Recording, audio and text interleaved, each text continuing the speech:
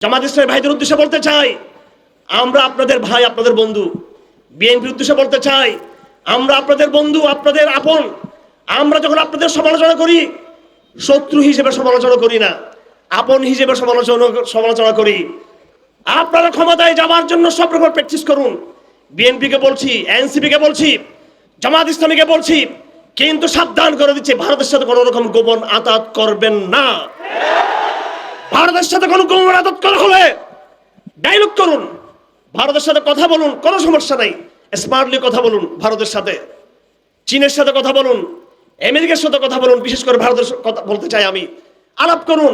কিন্তু গোপনে গোপনে কি করতেছেন আমরা সব জানি। এগুলো সন্তোষ শর্মা আমাকে নির্যাতন করে নেই, হেফাজত ইসলামের অনেক নেতৃবৃন্দ ভয় পায় এখানে আসতে।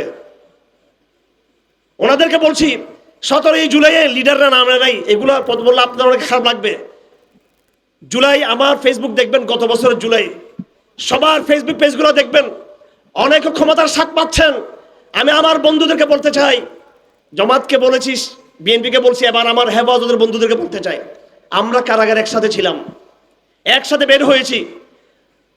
যদি জুলাই 24 সালে যেমনি ভাবে 21 সালে আমরা একসাথে রাজপথ আন্দোলন করেছিলাম, যদি 2024-এ একসাথে রাজপথে যদি আমরা আন্দোলন করতাম, কারামুক্ত নেতৃবৃন্দ, আজকে হেফাজতের ইতিহাস অন্যরকম হতো।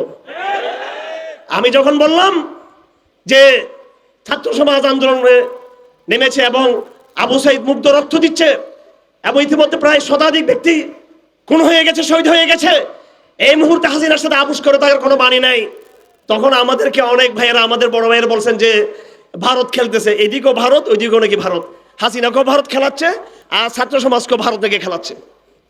আজকে আপনারাই তো ক্ষমতার অনেকেই স্বাদ পাচ্ছেন। আপনারা যদি সেই সময় হাসানাতদের মতো সাহস দেখাতে পারতাম, মাহমুদুর রহমান, ইলিয়াসদের মতো সাহস দেখাতে পারতাম, এমনকি সেই পিনাকি ভট্টাচার্যের মতো যদি সাহস আমরা দেখাতে পারতাম সেদিন, আপনারা বলুন আজকে আমাদের ইতিহাসটা কিরকম হতো। সুতরাং আমি আমার হেফাজত ইসলামের নেতৃবৃন্দকে বলতে চাই, ইলেকশন হবে, ক্ষমতায় যাবেন, এসব প্র্যাকটিস বা চিন্তা না করে পুরো এই অঞ্চলে আমাদের প্রধান শত্রু ভারতকে সম্পূর্ণভাবে পরাজিত করার পরিকল্পনা গ্রহণ করুন। আমরা যুদ্ধ বা এরকম অন্য কোনো কিছু কথা বলতে চাই না। আমরা শান্তিপূর্ণভাবে প্রজ্ঞার সাথে আমরা আধিপত্যবাদ বিরোধী অবস্থান নিব। আধিপত্যবাদ যদি আমাদের উপরে কোনো কিছু চাপিয়ে দেয়, ফাঁসির মঞ্চে বিএনপি নেতাদেরকে কারা পাঠিয়েছিল, শুধু আওয়ামী লীগ না, ভারত সাউদ্দিন কাদের চৌধুরীকে হত্যা করেছিল। জামাত ইসলামের মুজাহিদ ইসলাম সাহেবের ছেলের সাথে গতকালকে আমার দেখা হয়েছে ঢাকায়, কারা আপনার পিতাকে হত্যা করেছিল। মতিউর রহমান নিজামীকে আমি কারাগারে পেয়েছি, আমার পাশেই তিনি ছিলেন, মাসের পর মাস আমি তাকে কারাগারে পেয়েছি। মতিউর রহমান নিজামী অত্যন্ত একজন সৎ মানুষ, অনেক নেককার মানুষ। আমি কারাগারে দেখেছি তিনি ডেইলি স্টার পত্রিকা সেখানে যেত, ইংরেজি পত্রিকা, শেষে তিনি পত্রিকা পড়া বন্ধ করে দিয়েছেন। তার জীবনের শেষ 1 বছর 6 মাস কেটেছে কোরআন শরীফ পড়তে পড়তে কেটেছে কারাগারে। তিনি পত্রিকাও দেখতেন না। এই কথা আমি শিবিরের ছেলেদেরকে আমি স্মরণ করিয়ে দিতে চাই। তোমাদের বিজয় আধ্যাত্মিক সংগ্রামের ভিতর দিয়ে আসবে, তোমাদের নেতাদের মতো।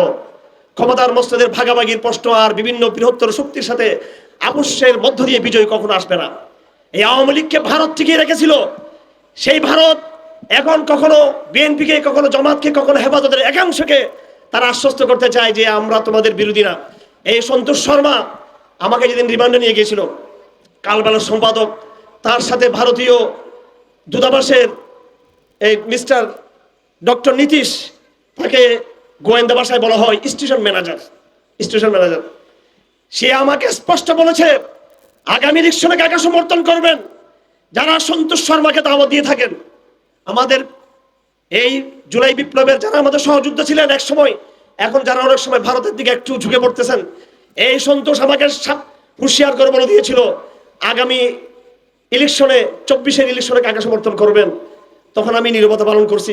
বললাম সেটা অবস্থার প্রেক্ষিতে দেখা যাবে কি হবে। তখন পাশে পুলিশের, গোয়েন্দা পুলিশের আব্দুল মান্নান বসা ছিল, বাম পাশে ভারতের রয়ের দায়িত্বশীল বাংলাদেশের পুরো অঞ্চলে যে চিফ, সে বসা ছিল। তারা বলতেছিল আপনি বলতে পারলেন না যে আওয়ামী লীগের পক্ষে থাকবো। এবং এই সন্তোষ আমাকে জামাত ইসলামীর নাম ধরে ধরে বিএনপির নাম ধরে ধরে সে আমাকে নির্যাতন করেছে।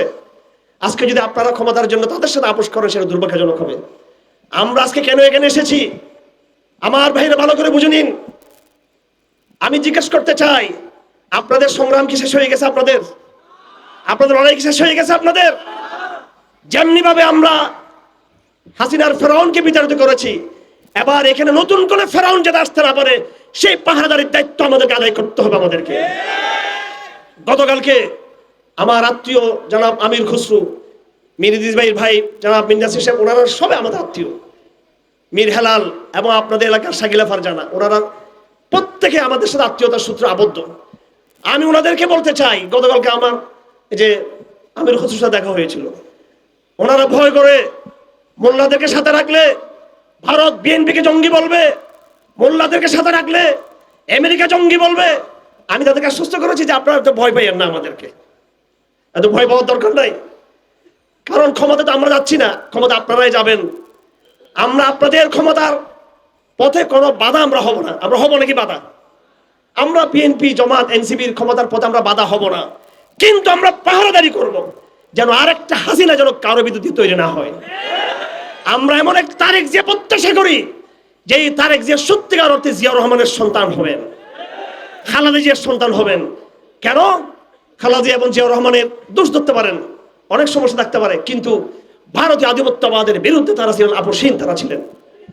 এজন্য হীনমন্যতা মনে রাখবেন না আমার ভাইরা। আমি দেরি করব না।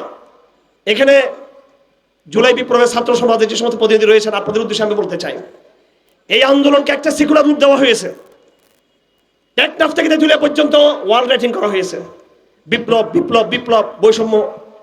আমি আমার আধ্যাত্মিক পর্যবেক্ষণ থেকে আমার একটা মূল্যায়ন আছে। আমি কিভাবে এই আন্দোলন সম্পৃক্ত হই?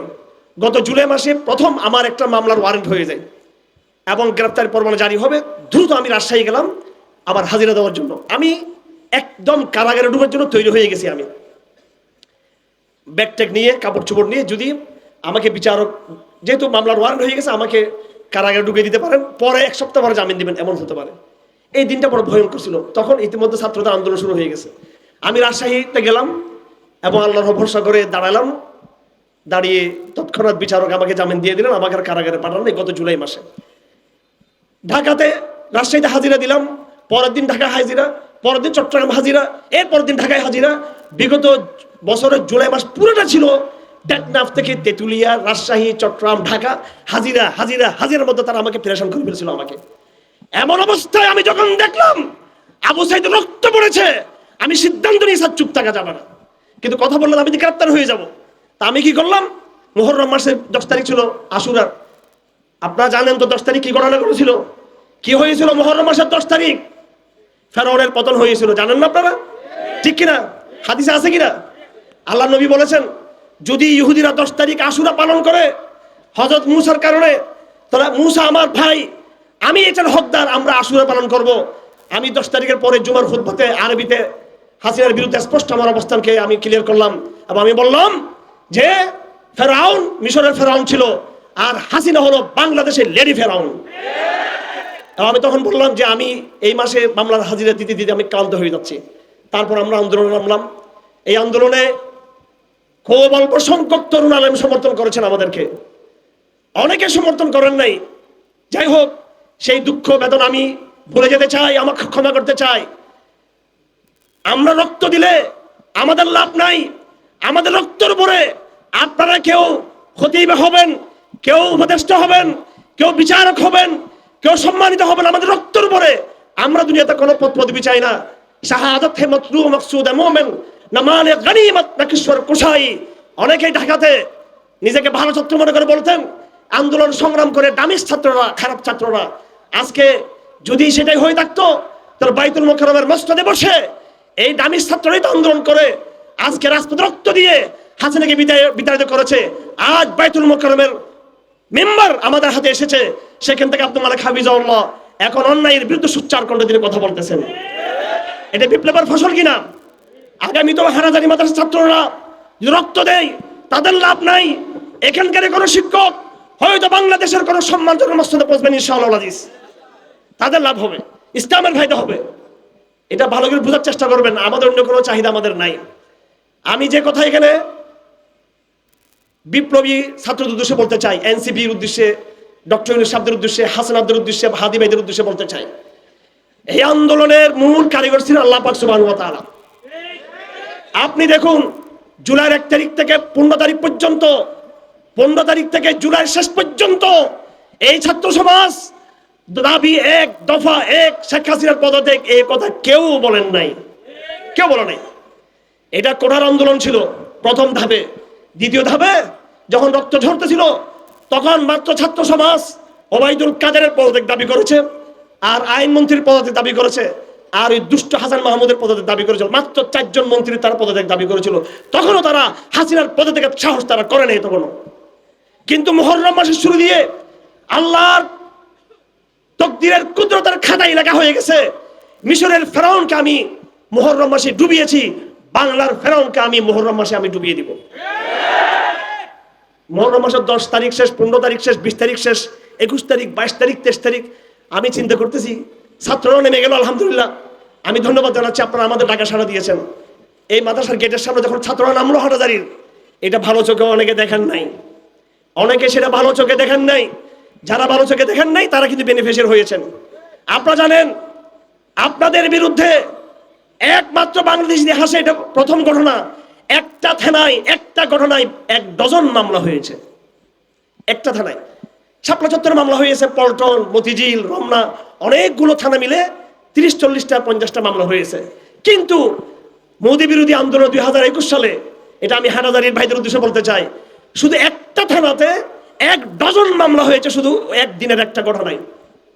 আলহামদুলিল্লাহ, সেই মামলাগুলো সব প্রত্যাহার হয়েছে আলহামদুলিল্লাহ। আমরা আসিফ নজরুলের সাথে সাক্ষাৎ করেছি। হাটাজারির বিশিষ্ট আপনাদের এই মুক্তিকামী নেতা জনাব মৌলানা ইদ্রিস আমাদের সাথে ছিলেন, আমাদের আরো 2 একজন ব্যক্তি ছিলেন।